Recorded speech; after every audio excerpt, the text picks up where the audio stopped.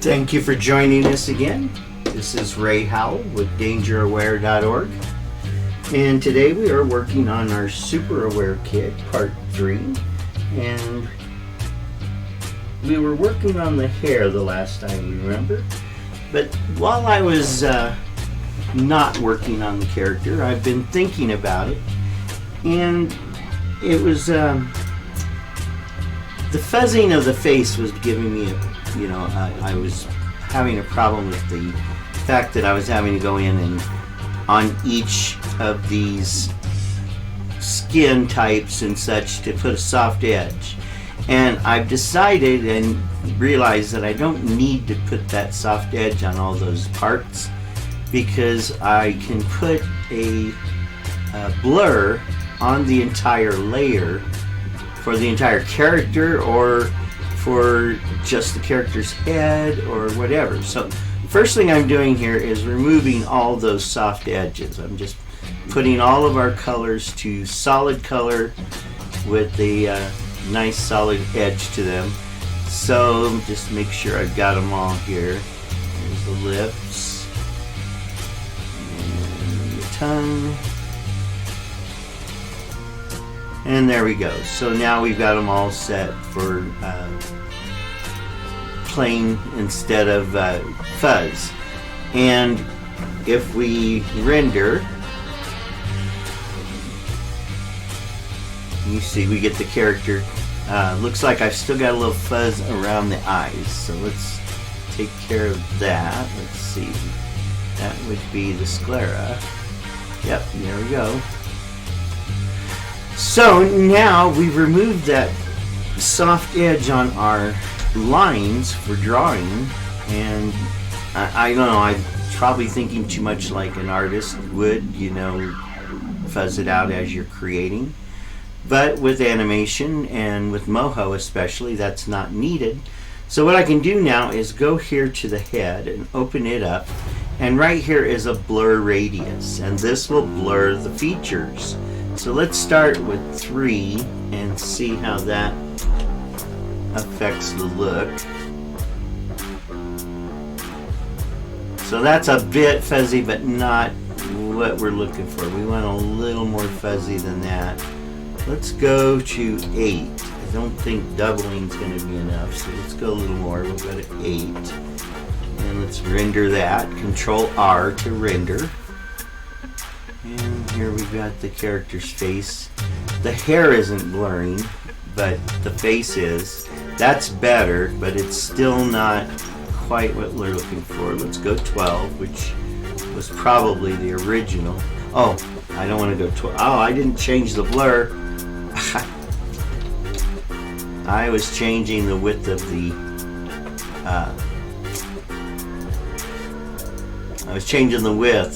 the character's parts, and I undid, and I think I undid too far. So let's go lips, they're plain, and sclera, and we wanted that to be plain. So we go back into the blur radius. And on the pupil, we want to be on the whole head. And well, maybe I must have undone the blur and radius as well. Yeah, see, there's our character quite clearly. What if we blur the entire character? What would that look like? Let's blur it to 6 here. And apply. And let's take a look at that. Controlling R. So yeah, there we go. We've got the character blurring, but the further away we get, the more clear it becomes. So we still want to blur it a little more, I think. Let's go 12.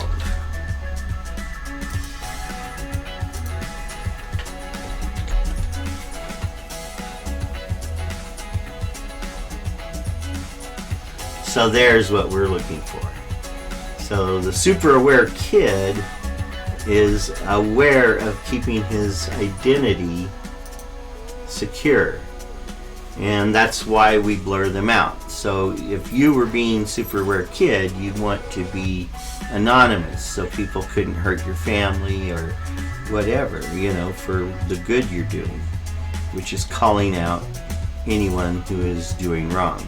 So you can see the skin color on our character is a little bit dark, but I don't mind. Let's go a little lighter though. Whoops. This is, it says face skin, but it's actually the arms and legs. The skin here is the face skin. Let's bring up our kid, and I think I picked up the color from here last time, but let's get the color right before the cheeks start turning and use that. Same here for skin 1. We'll get in there somewhere. And they're a little different, so now let's take a look at what that makes our character look like. It may look a little bit better. Let's see, Control R. I think maybe, yeah, that looks alright.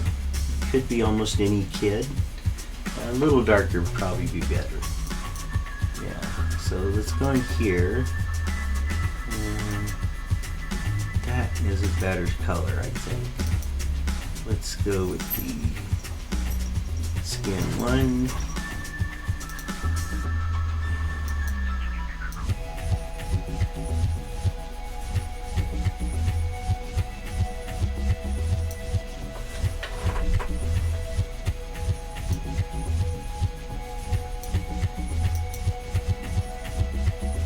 I like that.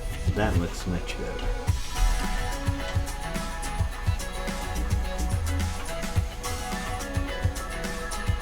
Yeah, that's getting hard to tell.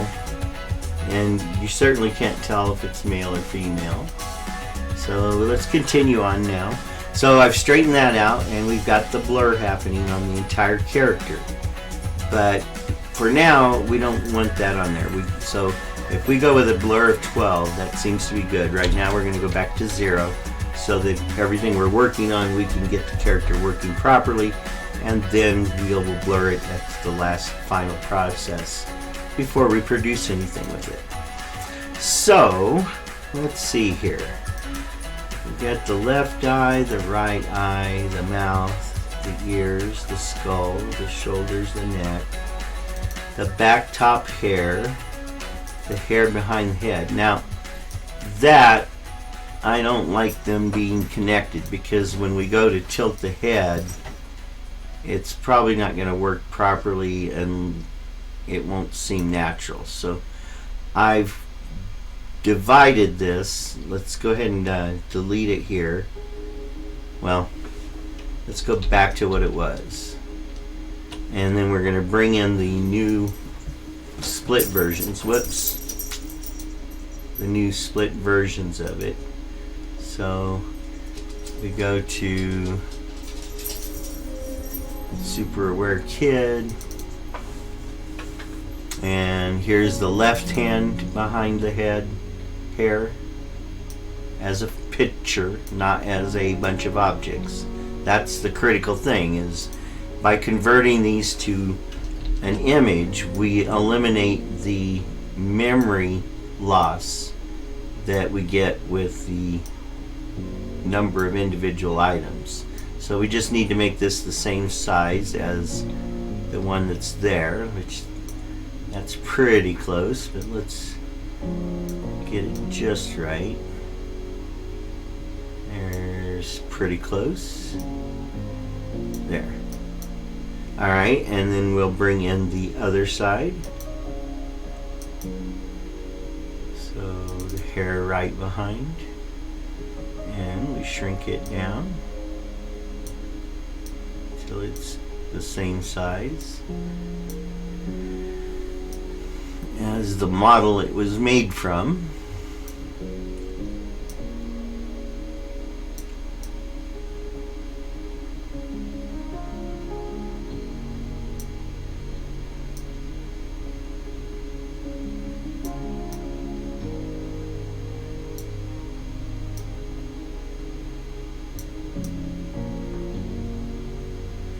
was shooting with the wrong part.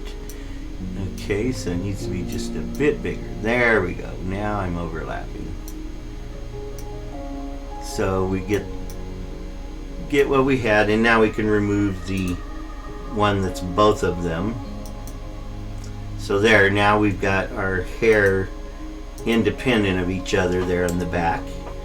And now we're going to work on the hair in front, and for that I've got this hair bottom behind that I saved, that I was cutting out parts so that I'm left with just, you know, sections of curly hair here. So we now need to match what the Super Aware kit is sporting on the hair here. So you can see we've got the long strands, 3 long strands going this way and 1 long strand going this way. So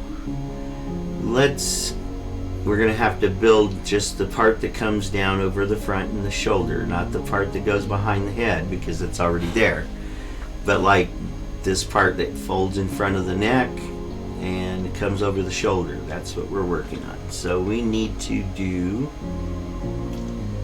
we're going to change the name of this to shoulder hair. Left, for the left side of the body.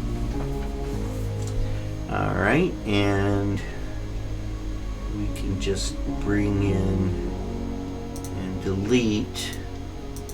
Let's hit T and hit these circles and delete a few of them out. So that way we've got just this hangy strand part. So we can take this, hit T, and bring this down. And we're going to rotate it. And so there's that first piece of hair strand hanging down there. And like I said earlier when I was doing part 2, we can stretch these hairs here to make these long strands without losing our hair effect. So there's that. Let's copy that now. Whoops. Grab G to grab them all. Grab the ones we want. Hit T and then Control C to copy. And then let's see, should I do these as separates? Maybe I should do these as a separate, each separate section, because when we move the head, we're going to want these strands to have independent movement. So even though each one is only made up of a couple of dozen objects, if I were to make them each, it's still going to add up to a lot of objects being rendered. But I think that's what I'm going to do. I think I'm going to just do each of these strands separately. So what I need to do is, let's move it holding shift. I'm going to move it straight over here. Then I'm going to move my camera by picking my object and moving it into the center of the camera view. And then I can zoom in with the camera, clicking and dragging towards me. And we want to get where it's going to fill the camera view. And if you zoom in, then you can fine tune exactly where it ends up. Then we can render it. And we're going to call this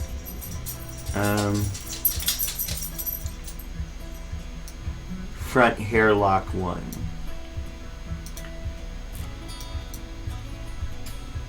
So front hair lock 1. There won't be more than 4. So there's 1. Close that. Bring the kid back. Bring our shoulder hair back over using the whole layer.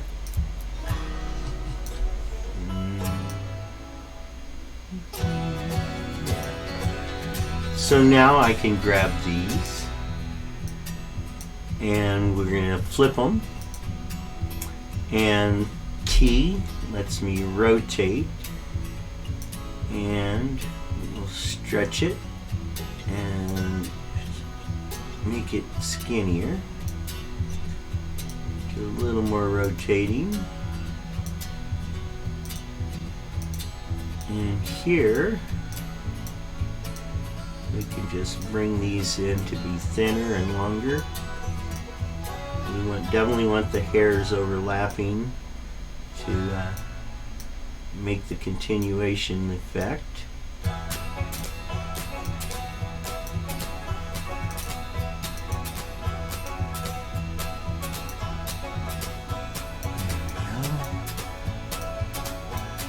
And this makes it so we're not looking at the exact same object again. So now we grab that layer, bring it over back into the camera by using Shift. And this one's a little longer, so we zoom in and move it up into the center of our capture area. Turn off the Superware Kid, Control R to render. Once it's rendered, we save as a PNG, and this will be Hairlock 2.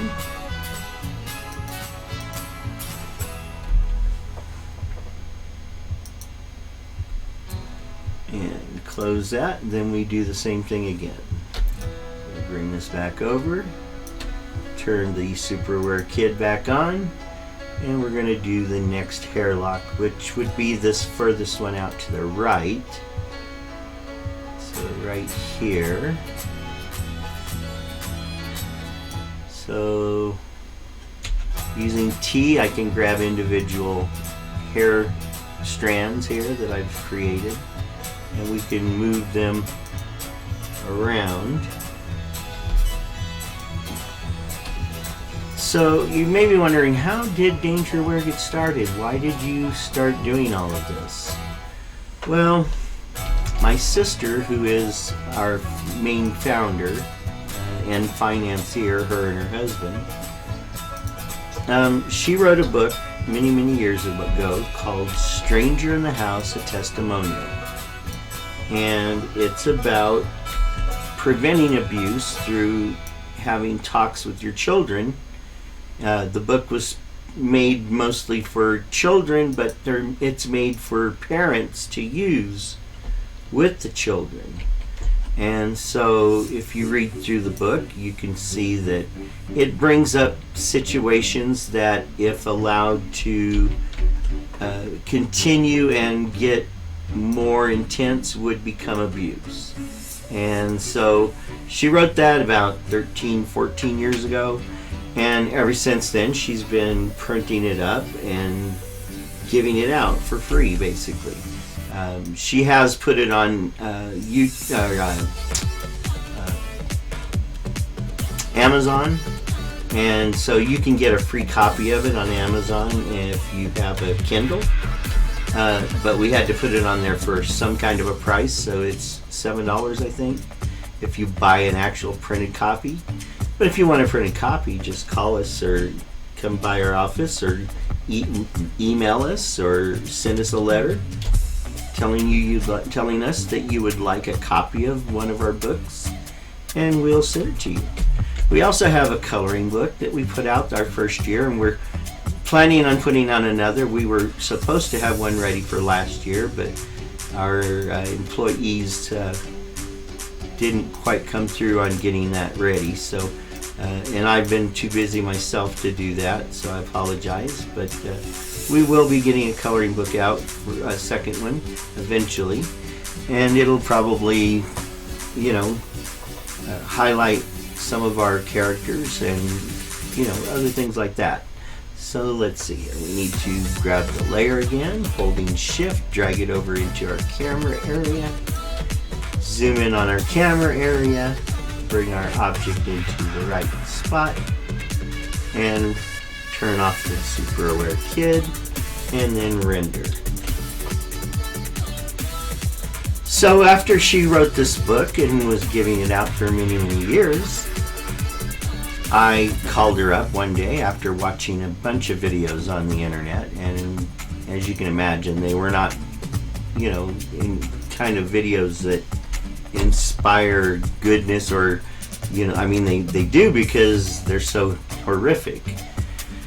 And I suggested that she write a new book called Stranger on the Internet instead of just Stranger in the House. The one she wrote to begin with is called Stranger in the House, a testimonial. So I suggested that, hey, we need a book out there that's called Stranger on the Internet, because there's a lot of really bad people out there that are doing a lot of really bad things, and they're luring children away from their homes and on the internet, and they lie to the children, and they tell them the things that all children want to hear, that you're important, that somebody wants and loves you, and your parents don't understand you, and then they use these things to basically alienate the child from their parents, and then they get them to run away from home. They pick them up, and they end up abusing the child worse than the kids were ever abused in their homes. And so that was the kind of video I was watching, and when I called her up and said, you should write, I didn't want anything to do with it myself. I said, you should write a new book called Stranger on the Internet. And she said, no, I'm done with all that. And understand, she is in her 60s, 70s, sorry. She's 13 years older than I am. I'm the 11th of 12 children, and she is the 3rd of the 12.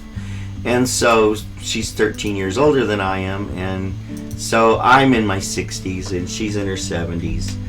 And she says, no, I'm done writing books and doing all that. She goes, I still print them up and give them away, but I don't have time for all that.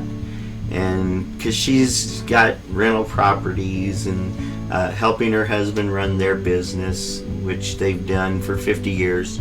They're locksmiths, or he's a locksmith. She's a bookkeeper, and she's bought rental properties with the money they've earned over the years. And so they had a number of rental properties, and we got to talking, and she decided, well, this would be a good thing for us to do. And one thing led to another, and what we originally said just was going to be a book has snowballed into Danger Aware. And we decided, well, we can't do this alone. We're going to need help, because all we can do is print a couple of books, and we're not going to get anywhere. And so we decided, well, we better make a nonprofit out of this so people will help us do what we want to do. And besides, we don't want to be doing this forever. We want to get it started, but we'd like other people to take over and run this for the next 100 years, because right now the instance of abuse is so high, it is unbelievable. It's a 50-50 chance, according to my research, that any particular person could become an abuser. And that's not really good odds. And it doesn't mean sexual abuser. It could be physical or psychological or emotional abuse, but they're all abuse, and they all have similar beginnings and effects. And so that's what we're trying to fight. And to that end, we're creating characters for animation, for cartoons and such as that. So that's what we're working on here. And we came up with the idea of the super aware kid. And so we would like every kid to be super aware, and that's what the super aware kid is for, is to be a role model of how to call out abuse and prevent abuse when you see it happening to others. So our super aware kid is going to be a bastion of good, and will always try to find the best solution in a situation and help prevent abuse. So I'm creating a Moho puppet of that super aware kid right here. And I'm just moving all these hair strands so that they follow the front, falling over the shoulder here and in front of the neck, just a little bit. So I don't want to do too much, but it's got to be enough that it looks realistic, and it needs to be fairly transparent. So let's take a look. Let's turn the kid off and see.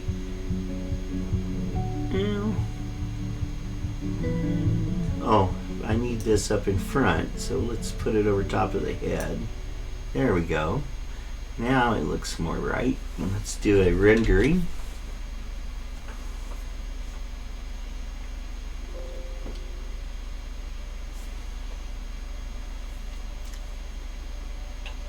Oh, I'm not even in the camera view.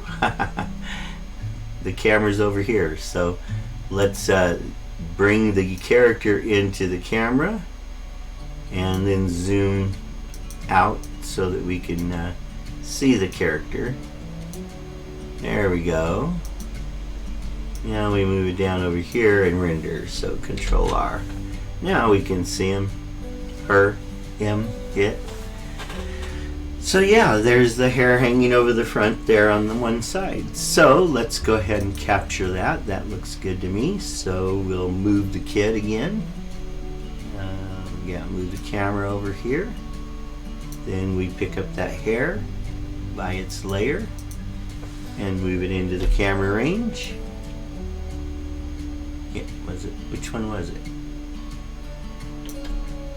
And this one. So yeah, we get this over into the camera and then we zoom in.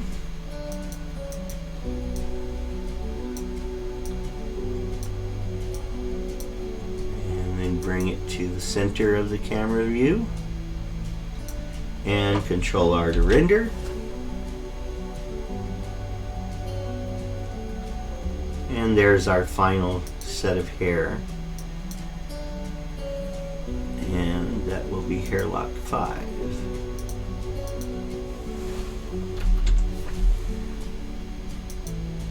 So now we can hide this. In fact, we could get rid of it. I'm going to leave it for the moment. This is our version 3 of the character. Let's go ahead and save version 4. So we'll save as 4. And now we'll delete, well, let's save as 3 too, because we don't want to lose those parts. So save as 3 and then go back to 4.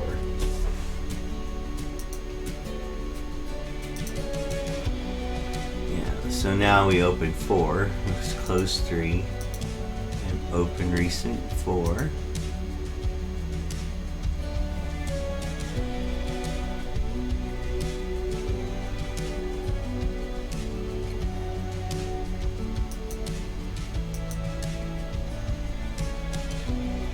Okay, and let's bring the kid over into, let's, well, now we can delete this hair.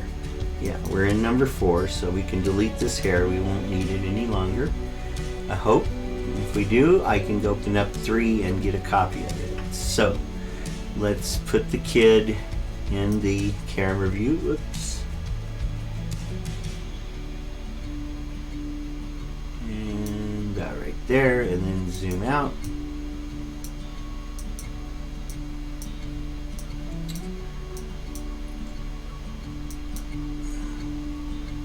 Alright, so now we've got our kid in the camera view, and we want to bring the hair that's supposed to be in front of the head. So we're going to enter a new image, and we're going to get front hair lock number 1, and we're going to resize its layer.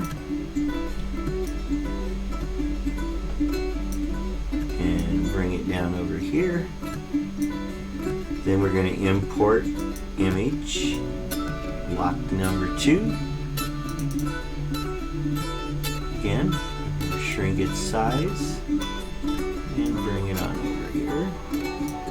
These are not the final sizes, so I'm just getting them all in and close until I can then turn on the Super Aware kit and get them properly aligned. So now we're going to bring in the next piece of hair, which is another image, number 3.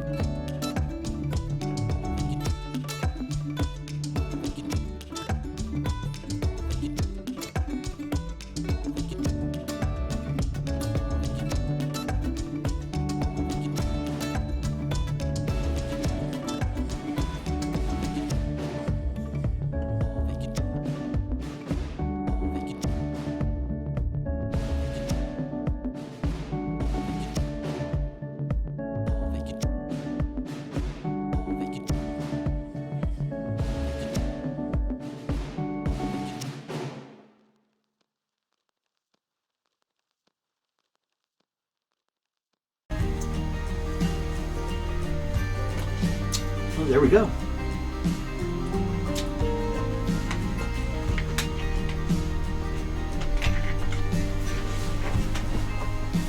I think we could use another piece of hair. Let's see here.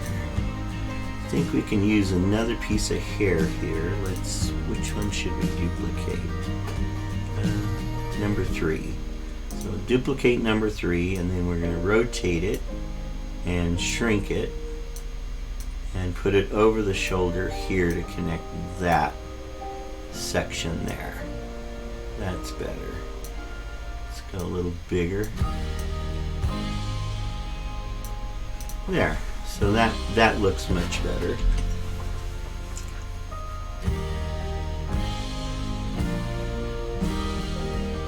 Yeah, so now the hair looks like it's continuing from above. Alright, what else do we need? We need eyebrows on this character. So if we bring in our Super Aware kit, you can see that she has eyebrows. So those are going to be the same as the hair color.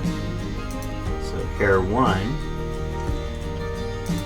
And they should be fairly curly, just like the hair follicles that we did. So we need to So in front of the head, well, it's inside the head. Yeah, let's go inside the head. And we're going to add a new vector. And it'll be left eyebrow.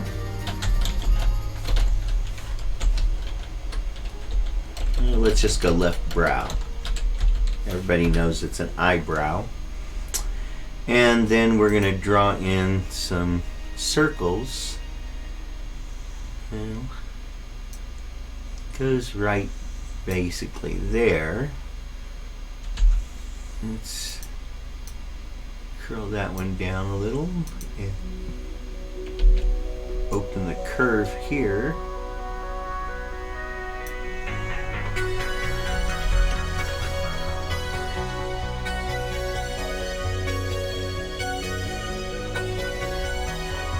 Real close, real close. A little bit longer, I think, here.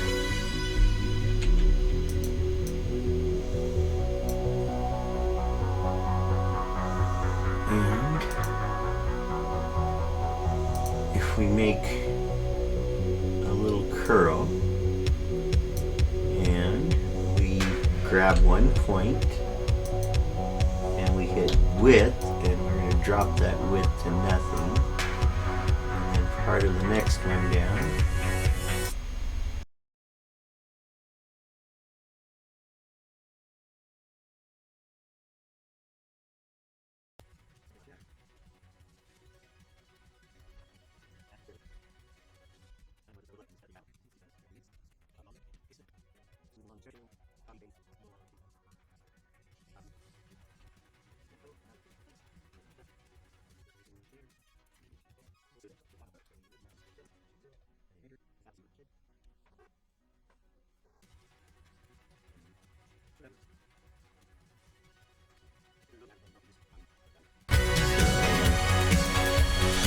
Let's take out all the curls.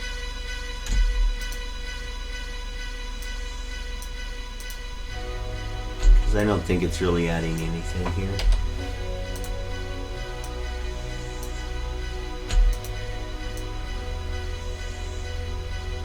And we're going to want to manipulate the eyebrows for making expressions.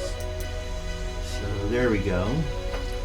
And let's copy that to the right eyebrow.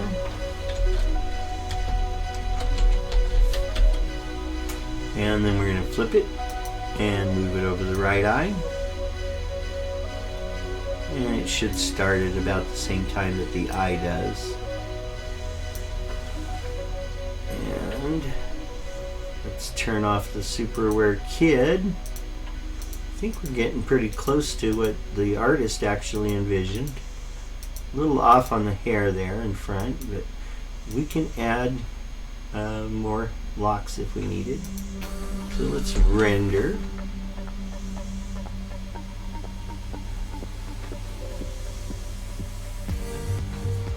I think that's looking good. I don't think that the curls really added anything. So let's zoom into the face. Bring the character's face into the camera view and Control R to render.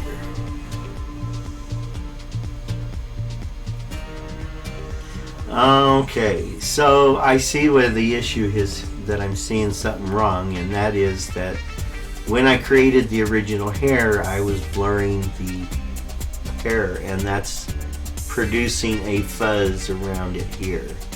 So let's go ahead and redo the hair.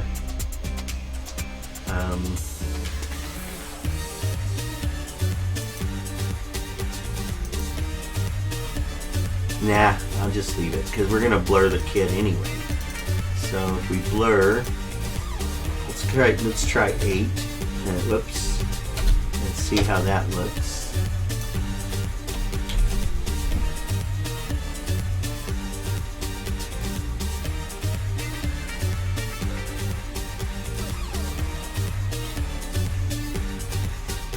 I blurred the picture, not the kid. I blurred the kid here, not the character, the puppet. So let's blur the puppet at 8. And render.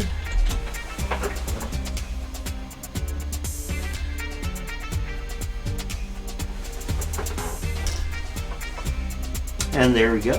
That is probably still too blurry. But as it gets further away, it becomes more focused. But yeah, that's blurry. Yeah, that will probably work. Alright, so let's move on. The next part we need to do are the character's hands. Or we could work on the shirt. Let's see. That shirt, those sleeves.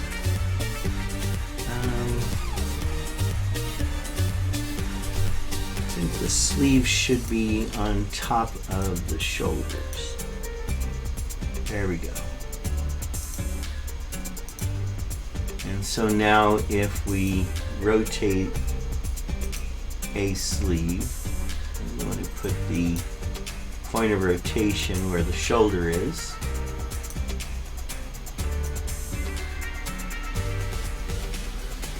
So yeah, that'll work. We're going to want to rotate it around there. We're going to probably leave this point attached when we rotate. Oops, I didn't mean to shrink it. So yeah, there we go. And the way this is coming down, well, we'll have to just wait and see. When we add the bones, we'll decide whether we want to put patches over the shirt at the sleeves like I did for the elbows. So the way we don't see any lines on these elbows, because I put patches on them. If you'll remember, we got a forearm patch here that prevents us from seeing the lines that are there for connecting the characters' parts together. So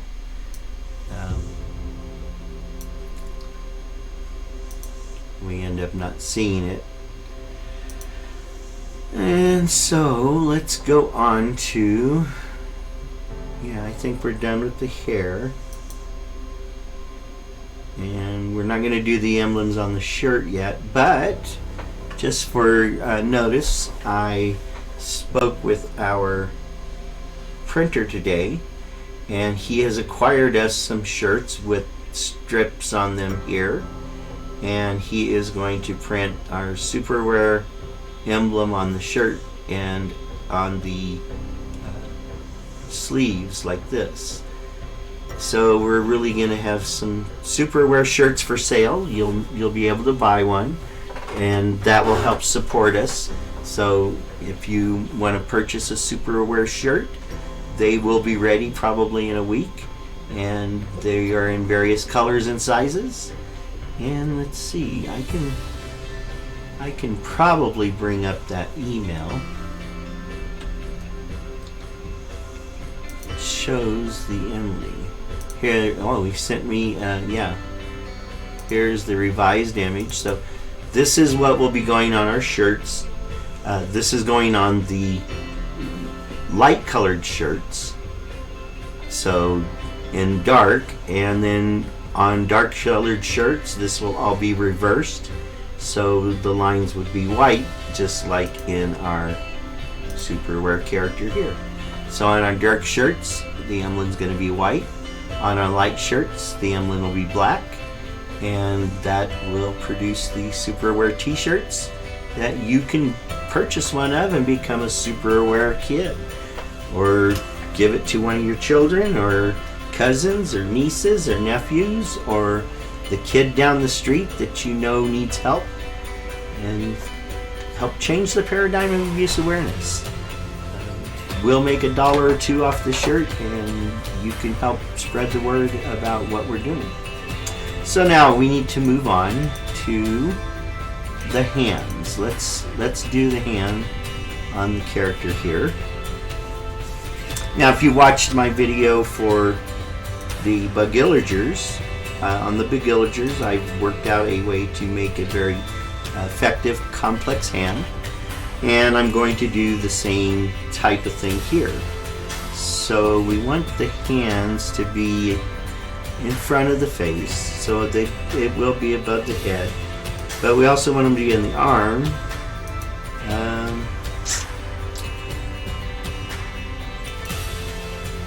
Yeah, let's put the hand in with the arms.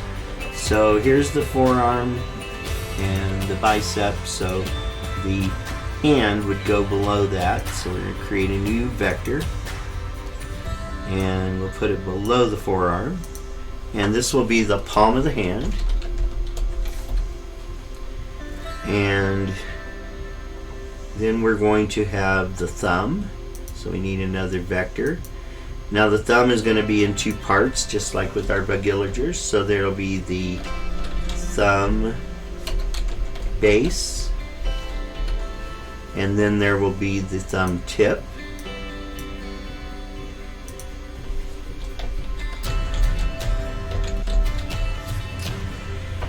And since this is going to be a very complex object, the hand is nearly as complex as the entire rest of the characters. So let's put these in their own group, and now we can name it hand.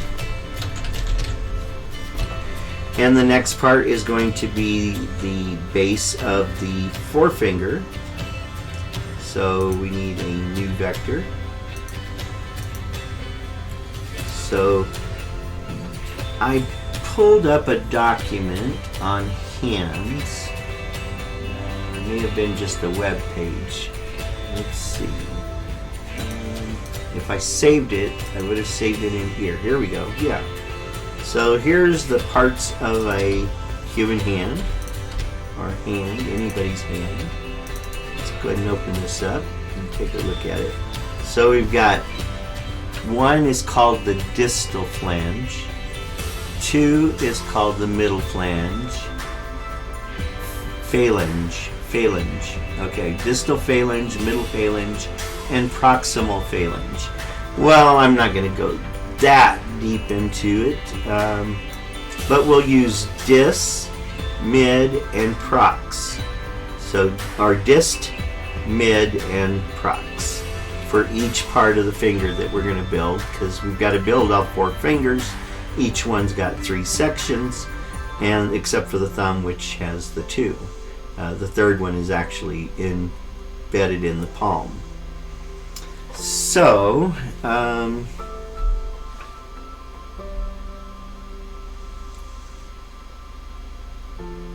didn't know these all had names for these different parts. I'm just reading here. So anyway, we're going to go dist, mid, and prox.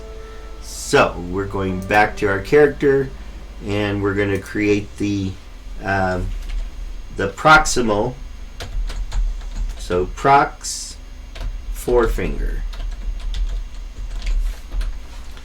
and then we're going to create. We'll just duplicate that and change it to mid, forefinger, and then for the tip, we'll duplicate it again, and we'll call it the dist, forefinger. We could call it the tip, but if we're going to name each part of the finger, it's easier if we use, proper names on it if we can. So there's our proximal finger, or our forefinger, the 3 parts of our forefinger. And you know what? Let's add another one to do the fingernail.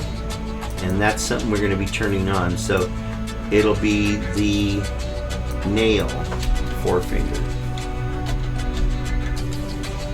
There we go. Now we've got the entire finger created, and we need to create the other 3 fingers. So the same way, so let's just copy these and then move them.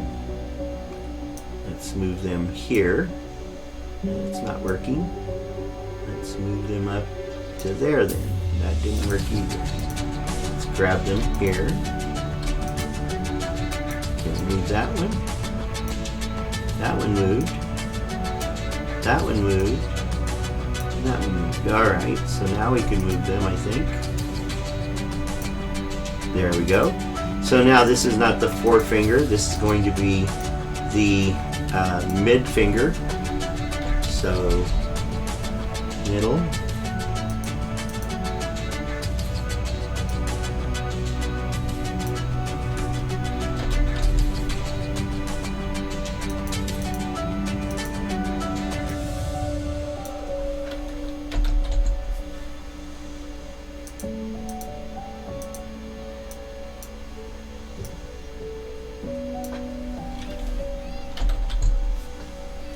And we don't need these twos.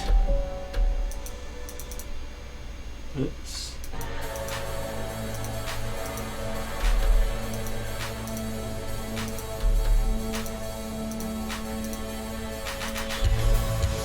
All right, and now we can copy that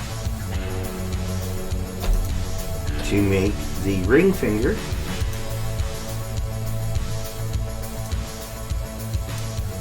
There we go. Now I can move it. There we go. So now these all become ring.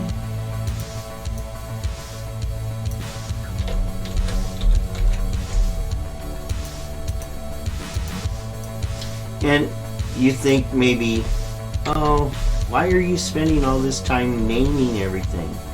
Well, I've learned that in the end, the better you name the parts, the easier it is to find and work with them as you change things. So it's important to me to name them for my use, and that's what I'm doing. I'm a computer programmer, and naming variables is something that I do quite a bit, and that's exactly what this is here. We are using software to create variables. Right now they're all empty objects. They're all empty layers. There's nothing in any of them. But once I get them all named out, I can then start applying objects into these layers to represent each part.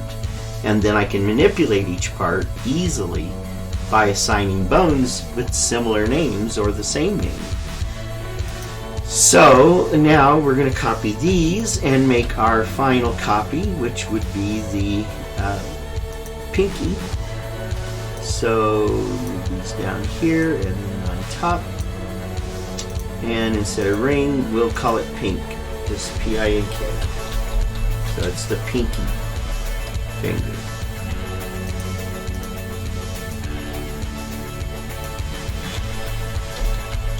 I don't know why they call it the pinky finger. Scientists and doctors call it the fifth finger, with the thumb being the first one. So I don't want to make it super difficult to understand what is what, but anybody can now understand that the proximal is proximate to the palm of the hand. The middle is the middle from out of the finger, and the distal would be the tip of the finger. And the nail, of course, will only show up when we're looking at the back side of each of the finger distals.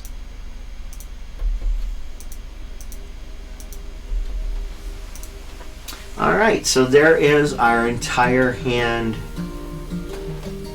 product or project laid out, all the different parts. So we'll start down at the bottom with the palm of the hand, and we're going to use the skin one, and we're going to start with a circle, and we're just going to make it where we can see the hand here. And then we want to definitely bring the palm of the hand in to make a circle here. So let's, for the moment, let's make the skin transparent so we can see what we're doing here. So we can now grab this point, bring it up, add a point to bring the wrist down over to here, and now we're going to make the perfect circle for rotating the hand here. So we're going to add points and bring this in, and then we're going to use different color. Let's go to our temp color if we have it in here. Now let's make the colors green because we haven't used green on anything. And transparent. So we can see through it. And then we're going to grab that circle as an object. And when we've got the checkerboard, we know we've got it. And you can see here it's got two styles applied. And we really only want one, and the one we want is drawing. So now we can see our circle, and we can see the skin behind it. So it looks like I got it put in the right place already. So you can see there, the bottom of the arm, the forearm is right there. We want to end right there with our perfect circle. And now we make the palm of the hand match this. So we hit T and grab the palm and ignore that the circle is there, but we need to match those points. And then we use C, and we can use Alt and grab this Bezier here to bring that in perfect alignment with our circle. And then the same thing on this side. We just need to match that circle. And so this point is a little bit off. We're going to bring it in to the circle. So now when we rotate the palm of the hand, it will not distort at this point. That's the whole point of it. So now we grab the circle and delete it. So there you can see the accumulation of the two parts to make the perfect circle for the palm of the hand. And we've got the palm pretty well covering what the artist drew here. The artist actually came out to about here, so we may have to enlarge the wrist here. So we can do that. We can just grab these 3 points because it's a perfect circle, hit T, and holding Alt we can stretch this out and make it match what the artist has. There we go, and we'll just bring that over slightly. And now we go to this forearm and use layer selector if you don't know exactly where you're trying to get to. You want to click on that. Oh, we're getting the danger or kid. Let's hide the danger or kid and then click on the arm. So now we've got the forearm. We can just work on it. I could have just scrolled down to find it, but if you can't find it easily, that's how you do so. So now we do the same thing here. We just grab, using G, we grab these 3 bottom points, hit T, and use Alt to make it larger until it matches our perfect circle. So not a lot of change, but right like that. So now we can go back and turn on our Super Aware Kid drawing. And we can see how well that is actually matching. And you can see it is matching on both sides here now. So there we go. So now we've got to extend the palm of the hand to where the fingers start here. So let's go back to palm. I'm sorry for the background music being weird. I was playing it both directions. So I just shut it down here. So we go to the palm, and we want to keep this point right here. You can see that that is where the palm is intersecting with the fingers there. So right there, it's hard to see because it's you know, we've got it transparent. We can reduce that transparency to make it easier. So let's do that. Let's take this to 75 or so. And so now you can see that it does actually end there. And we can turn the palm off and on to compare. So if you stick your finger right here on your screen and we turn this back on, you can see it is practically in the same spot. And because we're going to add points, it's going to alter it. So we're going to the palm and going to hit A to add points. And we're going to drag this to bring this palm out to here like this. And let's see, we don't want to go too far. I'd say the palm goes to about right there. And then we're going to bring this out here like this to get the rest of the palm. And as you can see, that affected our curve here. We lost our little curve. So hit T, grab this point, hit C for curve, and then holding the Alt key, we can drag this part of the palm outward. And so now we're matching the Super Aware Kid's hand. And now we want to do the thumb base. And this is why we do each part separately, is these are going to get very confused and overlapping each other.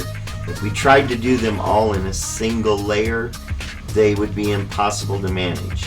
By putting each section of the hand in its own layer, we're going to have absolute control over what this hand does. So we're going to add the finger, and all this is just going to be skin, and it's just going to be the circle of the thumb here, and just coming up a bit to intersect with the tip of the thumb. So on the character, you can see the thumb comes all the way up to here, and we're going to want to have our thumb intersect about right there. So let's bring this out like this. We want to match almost to the rotational point, but not quite. Then we can take T and grab this point, bring it out to here. Now you can see that we're past the intersection here, and so we want to stop about right here and add a point to bring this down, and then back up over to here. And then we use C to make that more what we're looking for, to connect those parts, the thumb to the palm of the hand. So now we need our perfect circle right in here. So let's jump to the tip of the thumb and draw it, which is simply going to be an oval to begin with, and then hit T, and we can grab that oval and just rotate it to match basically what the thumb looks like. And then we're going to bring this in just a bit because our thumb is smaller there. And then over here we want to make a circle where the tip intersects the base of the thumb. So using our drawing color green, and let's reduce the width on that to really thin, and then hit create a new object and a circle, and we're going to create a perfect circle. And I think that's about the right size. And we're going to bring it to intersect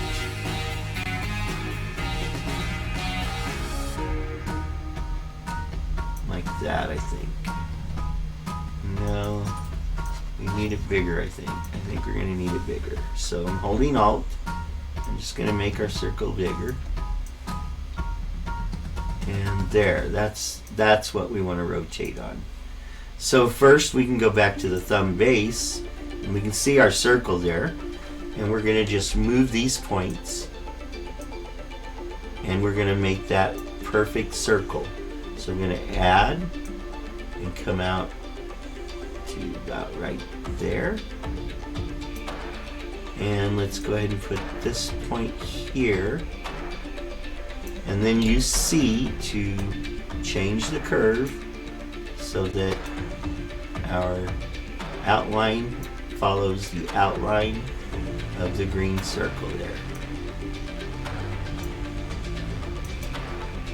to make our perfect circle area of overlap. So there's the one, and now we go back to the thumb tip, and we bring this point by using T to this point, and we add a point to come over here, and add a point to come over here. And now this point needs to intersect the circle. And now we need to make all of these lines match the circle by changing our curves. So I'm using Alt, grabbing the Bezier here, and bringing that around. Zooming in here, hitting T to grab our line, and oh, that's the circle. We don't want to move the circle. So undo. We're going to grab this point for our thumb and overlap the circle point. And the same thing over here. We want to be exactly on top of the point for the circle. And up here as well. And then on the last one, while we're overlapping here, we hit C. And now we can change the curve to match what's on the circle. So we hold Alt and we can manage each Bezier independently until we're exactly on the circle.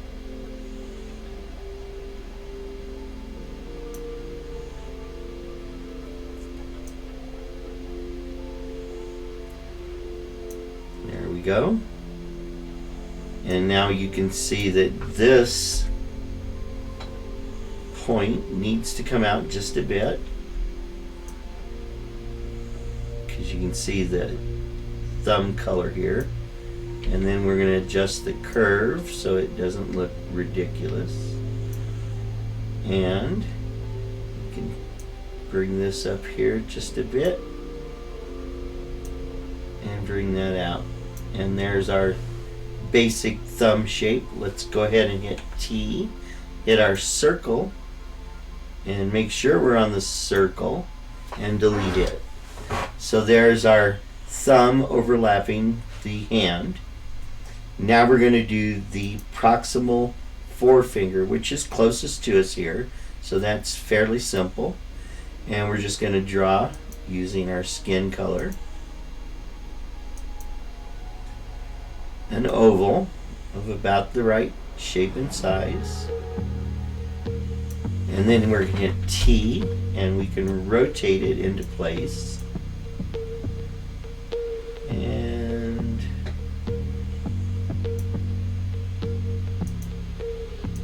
bring this up.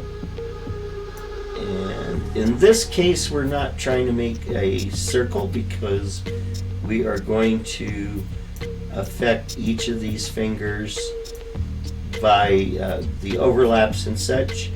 But we do need to add 2 more points at the point where it intersects the palm of the hand. So it needs a base still, but we need those. And then we can hit C, and we're just going to line these all up to make our first joint of our finger, the proximal part of the finger. And we can hide these 2 points for now. Or these 2 lines, I think, for now.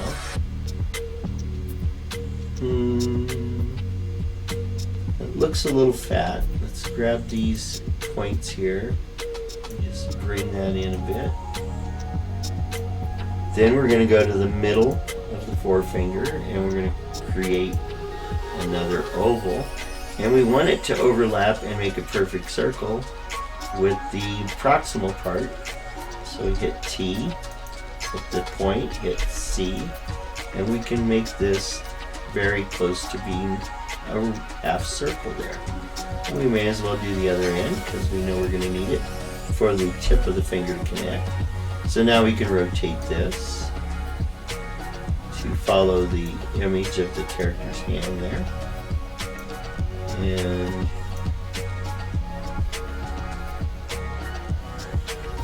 there we go. And let's see here. Let's go back to the proximal. We're going to bring these curves in just a bit so that we've got our circle more realistically there. And then for the mid finger, we can just copy this and go into the distal and paste it. And then we're just going to bring it down, getting it to overlap, and then rotate it to match the rotation on the drawing.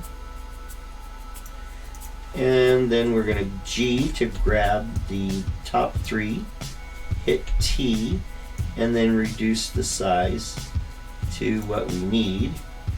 And since that was a little too much, let's undo that. We can actually grab the whole finger and reduce it. So grab the whole thing, I'm holding Alt, and we're just going to reduce that down like that. Then I can pick it up and move it, and then pick up this end and then re-expand it. Using Alt, we can bring each of these out like that so that we get the tip of the finger and we get our perfect circle, or close to it anyway. So now when we do the finger, and of course we're going to need the nail of the forefinger, so let's create a new style, and it's going to be nail, and that's going to be very much like a fingernail, but it's going to be transparent, continue to be transparent, or opaque anyway, but it's going to be a much lighter color than the skin. So there we go, and on the border we can make that just almost completely transparent, and then draw our new finger. So make a oval and hit T and rotate it into place.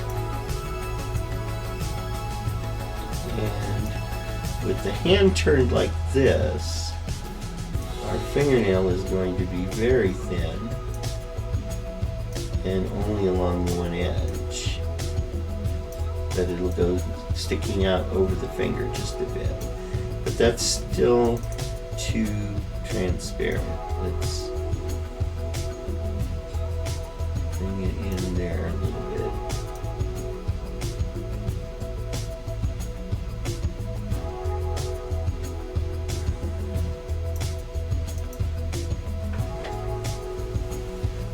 So there's our first finger, our forefinger. And to make things easy, we can go in and just hide the overlapping lines on each finger. We want to keep the lines visible, and we could do patches on each of these, but that's a lot of patching. So I'd rather do each finger here. So what we can do is add 2 points right where the finger intersects the next joint. Then we have to correct the rounding there, so the curves. So now we can create our perfect circle there, and then we hide that perfect circle, just like that. But when we bend the finger, we'll still get this line overlapping, creating a finger crease, so it'll look more realistic. So now on the, let's see, that's the nail. We want the mid, and we're going to do the same thing. We're just going to add points, and let's see what happens if we use sharp corner. It still distorts. I was hoping it wouldn't distort, but it still does. So now we have to make the curves anyway, so bring these in,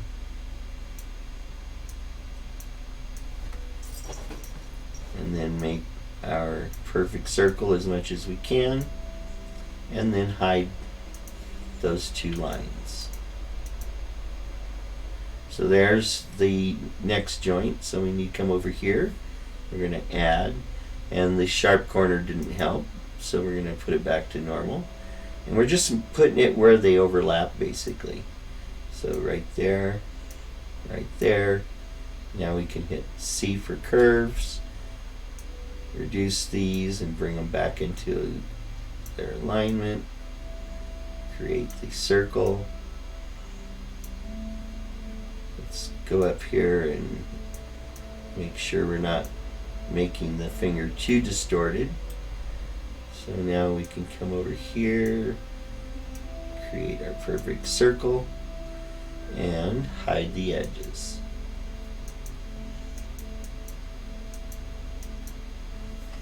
And now we go to the proximal part.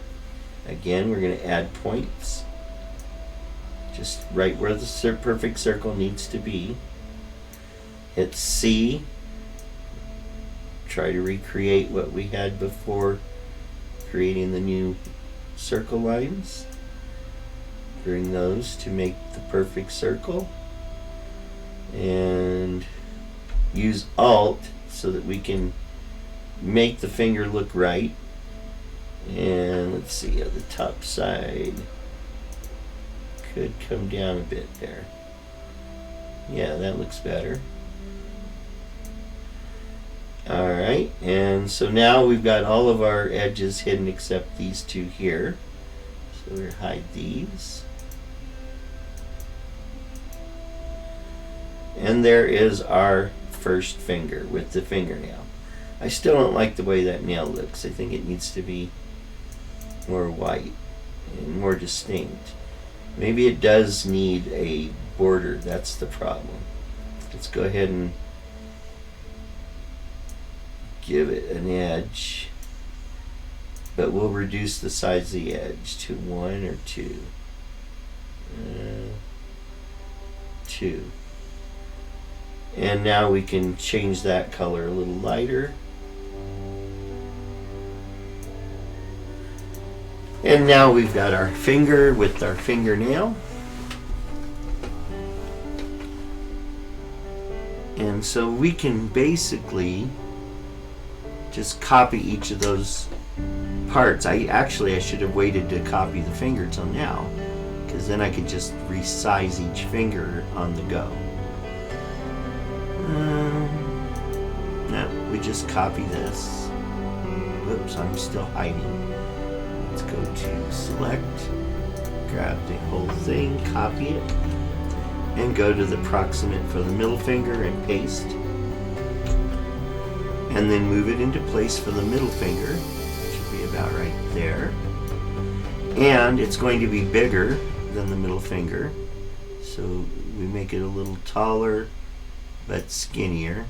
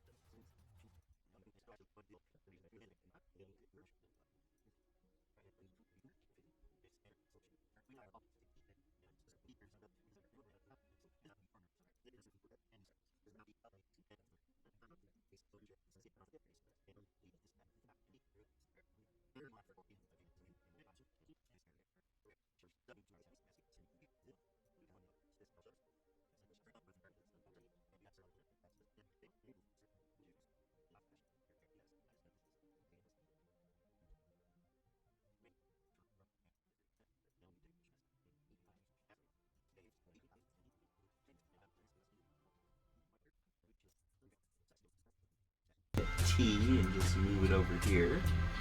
So we're going to hide and bring back this edge and hit T and bring this curve up to here, and then W to shrink that edge to a pinpoint.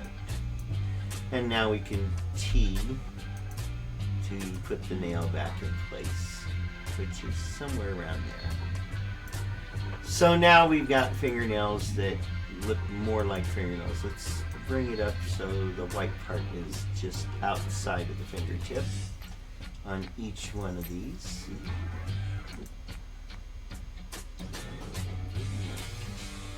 that tip point will go center to the stroke of the finger, and the tip in contact at the edge. So this one should be centered and contact there. And then finally, pinky centered, and then bring it to there. For now, we'll probably change it later. So let's bring in the Superaware Kit drawing. And because it's fuzzed out as we asked, it's hard to see, but looks pretty good to me that our hand is in the right place and got the right shape. And I know the hand on the other side is hanging a little lower, but we're gonna cheat and we're gonna just duplicate this hand as it is, and we're gonna rename it to right hand, and this one will be left hand. And now the right hand one we're going to flip and put it in place on this side. And we can bring it down, but then we need to bring down the forearm as well.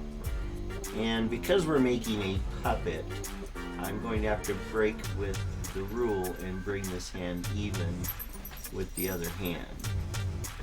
So we're trying to make a character that can stand with normal pose straight forward, and then we'll rotate them to the side and we can make things longer and shorter at that point. But for the moment, we're trying to make a symmetrical character, because the secret to beauty is symmetry. The more closely one is symmetrical is how you determine how beautiful they are. So, symmetrical hands left and right, symmetrical legs and symmetrical feet, and symmetrical shoes, which looks to be our final part that we need to develop here. And the shoes are on top of the pants, and you can see that this leg is not right, but let's go to the legs, because we don't need to put the shoes over top of everything, simply over top of the shins. So there's the shin here. Let's go ahead and hit T, grab this, and rotate and bring it over where it needs to be. So pretty much like that. And we're going to make it a little bit narrower. So I'm holding Alt and shrinking it in. We need to be in the line of the actual original drawing pants. We're going to make the shape of pants in a bit, but for the moment we're just worried about making things work. Now when we made it narrower, do we need to bring it lower? Yeah, I think we should bring this lower. So hit T, and holding Shift we can bring it straight down. And yeah, let's put the rotation of the foot all the way where the heel of the person's foot would be. So right about there. And we're going to need to do that on the shin for the other pants as well. So just bring it down. Oops. Grab it here and bring it down about like that. And that doesn't really need to come in here, but it does up on top. So I'm going to grab all three of these, hit T and Alt, and just shrink it in air, just till we're inside the pants drawing. Just like that. So now we've got the shins proper for our shoes to overlap. And we're going to work on which shoe looks best. You know, if you look, he put a little circle on the shoes for like a branding. But this is Superwear Kid. I think we should have the Superwear triangle there. So I think we'll make this a triangle with the exclamation inside it for each of the shoes. So let's do this shoe. It's got a little bit more visibility straight on. Or we could do these shoes.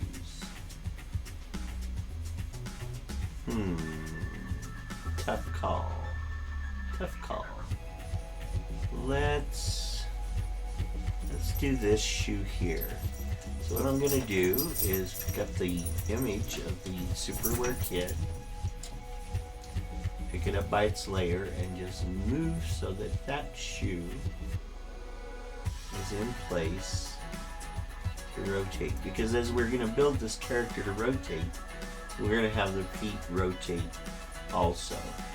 So we do want a position where they're facing us straight on. And I think we should do that for both of them here. So, first thing we want to do is bring the Superwear Kid image back to full capacity. So 100. You can go over 100, but it doesn't actually make it any more solid. And we're going to create a new style. It's going to be shoe 1. And we're just going to pick up this color here. And then for the edge, we'll pick up this darker color here. It's not supposed to be transparent, so let's remove that part. So now we've got the basic shoe color. Let's go down to the legs. And at the thigh, we're going to add a new vector, and it's going to be shoe.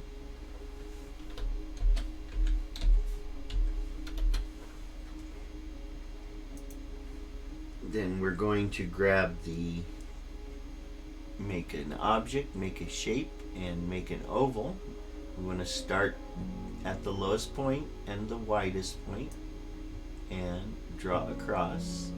So there we've got the basic tip of the shoe shape, and we don't want to go well beyond that, so let's stop right there.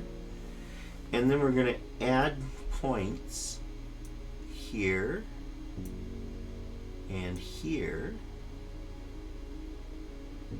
and then that will allow us to grab this center point and move it up like this without doing too much distortion of these curves here.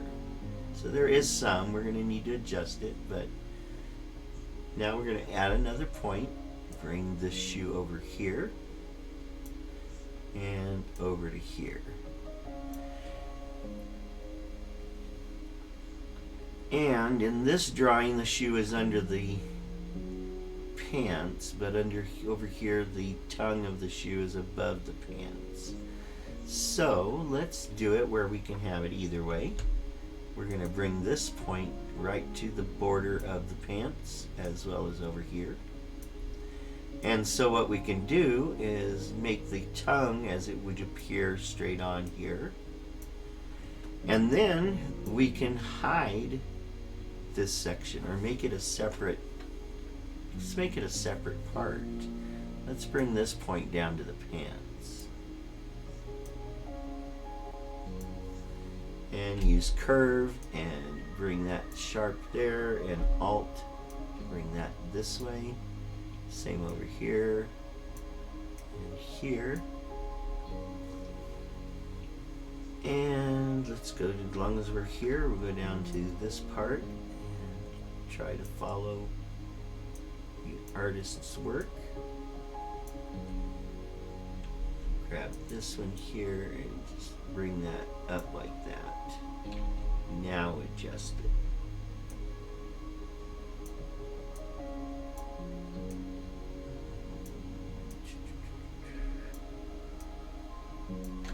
So let's turn off the Super Aware Kid. Take a look at what that looks like. Okay, it's not on top of the shin because of where it's drawn, and I'm noticing that the pants have a cuff we're going to have to put in there. That's cool. So on the shoe,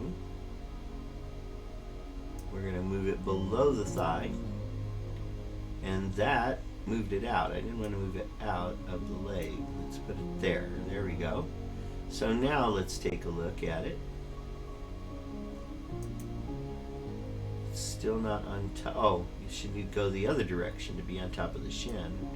It's the thigh there. There's the shin. So, and it looks like we're transparent here. Let's fix that. We don't want any transparency. There we go. There's our first part of our shoe. Let's turn this back on. So this is another section of the shoe. So we need another color. And we're going to go shoe 2. Whoops. Shoe 2. And then we're going to pick up this color right there. And then we're going to pick up the border at the darkest point we can. Now let's use these laces. Yeah, we'll use the laces color for the edge. Darkest I can find here. Right about there.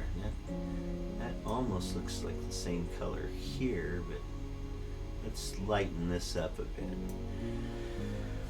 So there we go. We're going to go back to our shoe.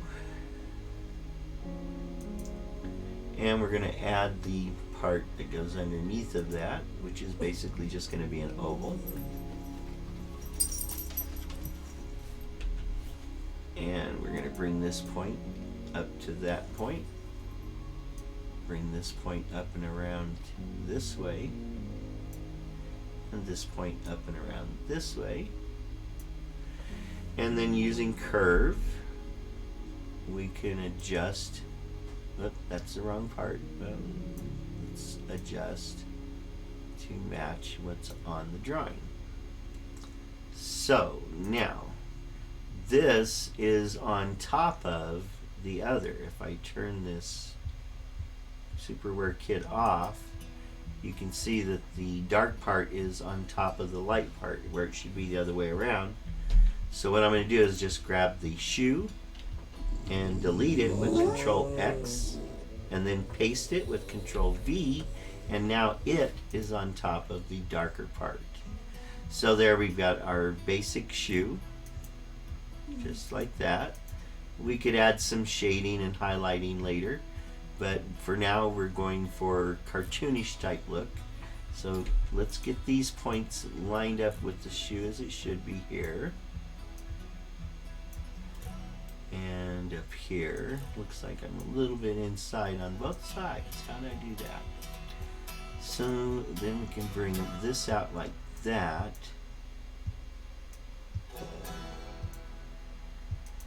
And we're going to add let's add the tongue by adding points here. And moving them where they will be on the inside of the shoe, and then add points. Whoops, that's not what I wanted. Add another point here, drag this down, and another point over here, and then straighten up these curves.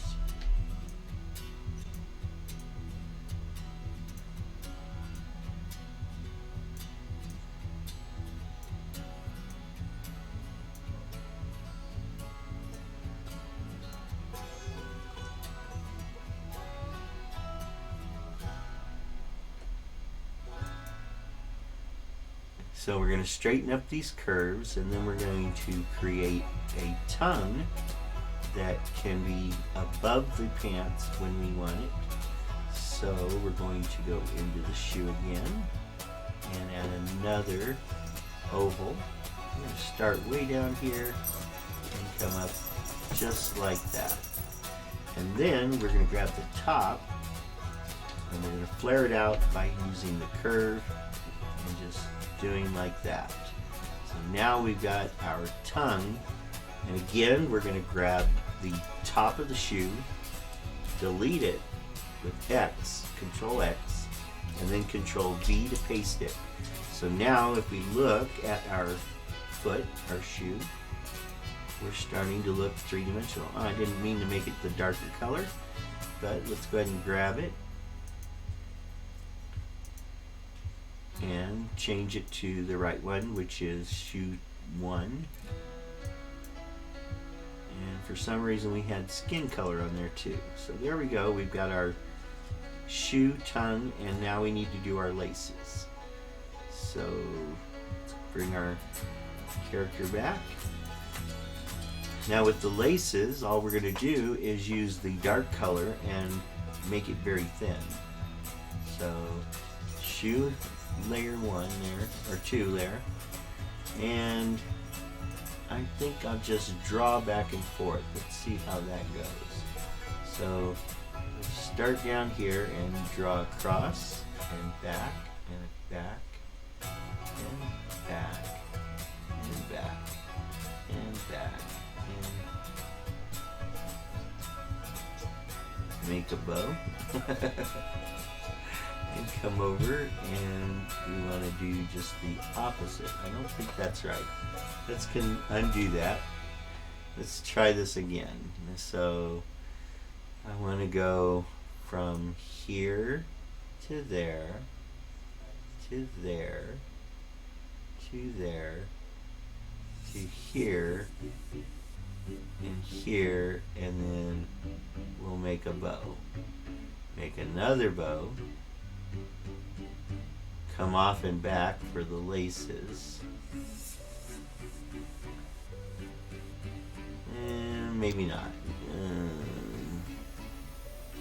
Let's take a look at what it looks like.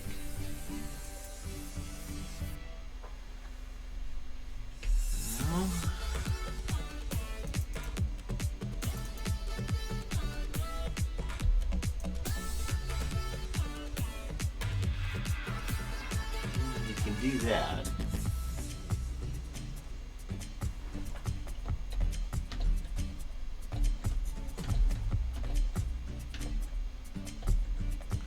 Let's try again. Let's see, we got 1, 2, 3, 4, 5 holes there. 1, 2, 2, 3, 4, 5 on this side.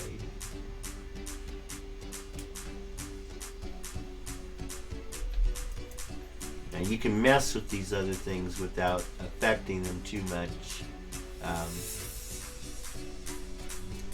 and they won't come up on top of where the other part is. So as long the last part you draw is the one that's going to be on top. You can rearrange them using shift and up and down cursor, but you don't see those changes. Those changes only occur at rendering. So let's go ahead and we're going to draw it again. We're starting from the bottom here. Going across and up and up and up. And across to a knot and a bow and another bow and over to this side and back and over here and over here and over here and back to here. And now let's hit the width and make it thicker. I'm not seeing it because there we go. So let's make them about that thick. I think something's wrong still, but I don't think anyone else will notice. So there we go. We've got our We can pick these points up though to make it look better. Let's put this one over here.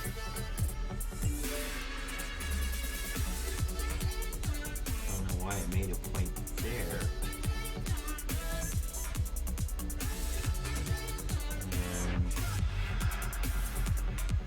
this behind the wheel.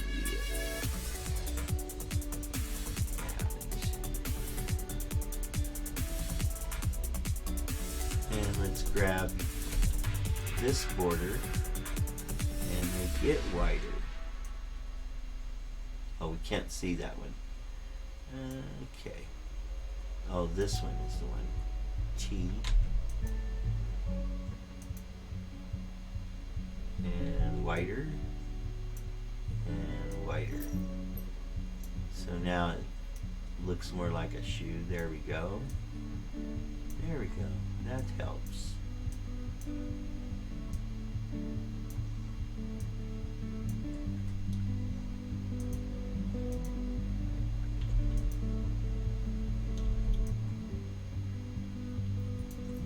Alright, so there we've got our shoe.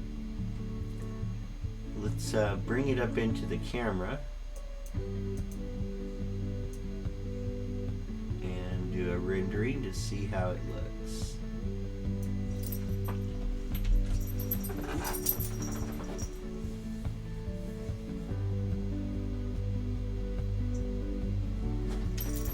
And since it's fuzzed out, it looks perfect. So, there we've got our shoe. Let's duplicate the shoe. And we're going to move it into the other leg,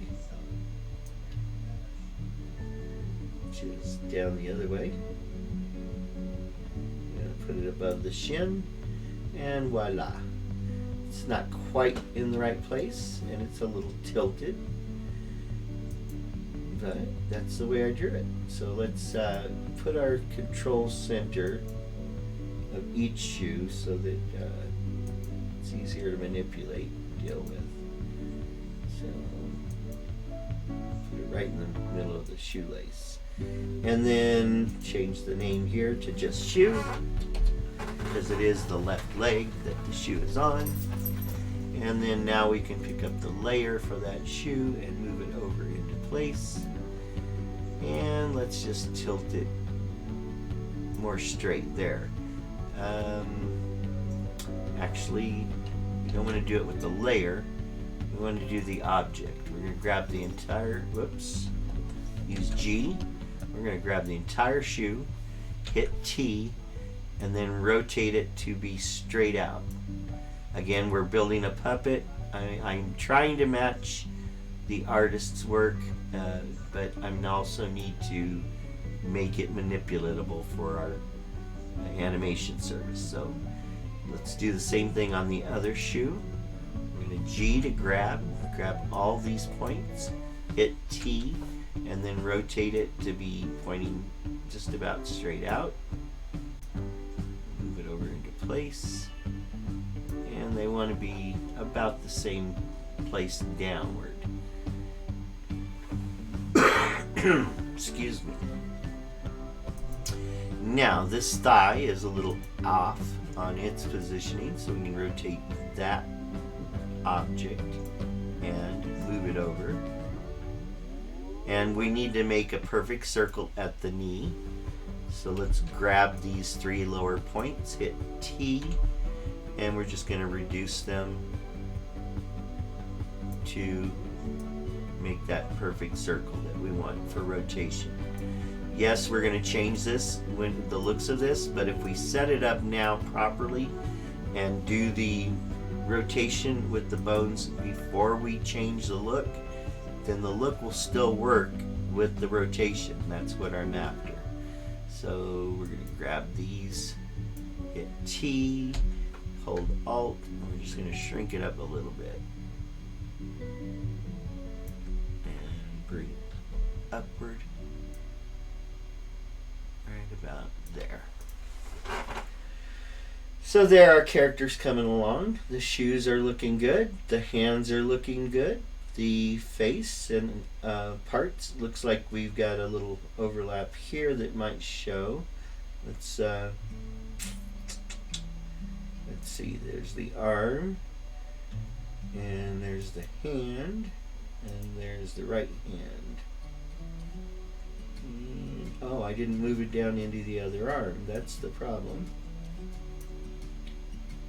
So now it needs to be rotated. It would have rotated automatically on its own initially.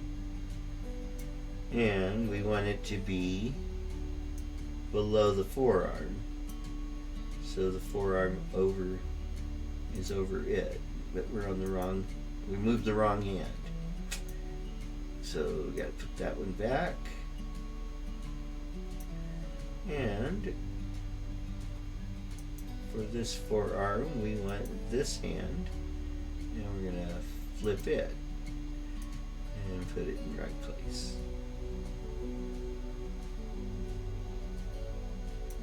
So again, we want to look at that perfect circle where it's going to create.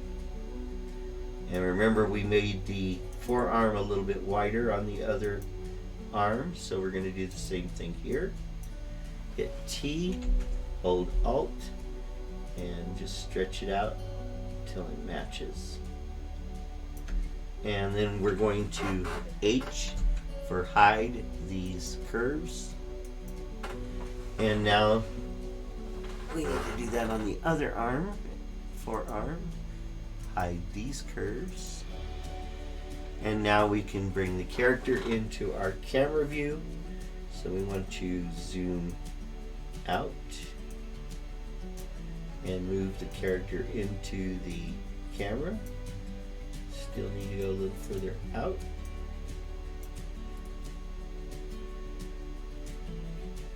And let's bring the character on down. And let's render.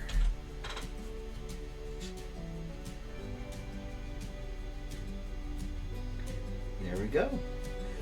I think that's coming along really well. We've got a lot of work to do on the pants and everything, and to the shirt. So let's go ahead and work on the pants there. So we go to the thigh, and we're going to hide these lines here, and we'll go ahead and hide these in case we rearrange parts. Same on the shin, we're going to hide these lines here, and the ones at the feet where the shoe is, and same thing on the other leg.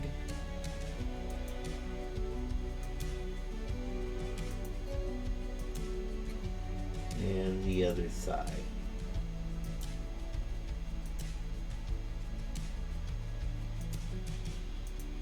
So there we go.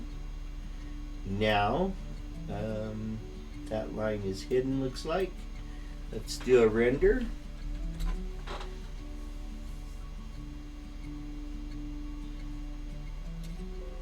And there we go. Our character is drawn out. I think it looks a lot like our Super Aware artwork.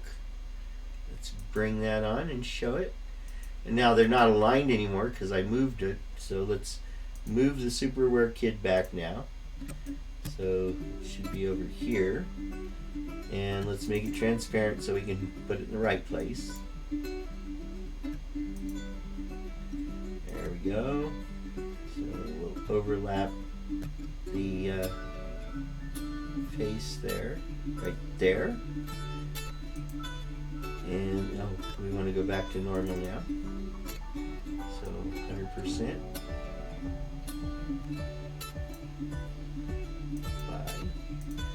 So now we can render, and it'll draw our character first and then show the Super Aware kid pop in on top. So there's ours and there's the original. So I think it's coming along. We don't have our emblem yet, but Control R to render again.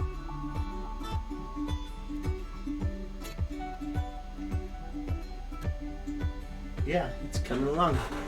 We can make some features darker maybe, but I think we're ready to move on to the next step, which is to create the boning for this character. So I'm going to save the character. This is version 4.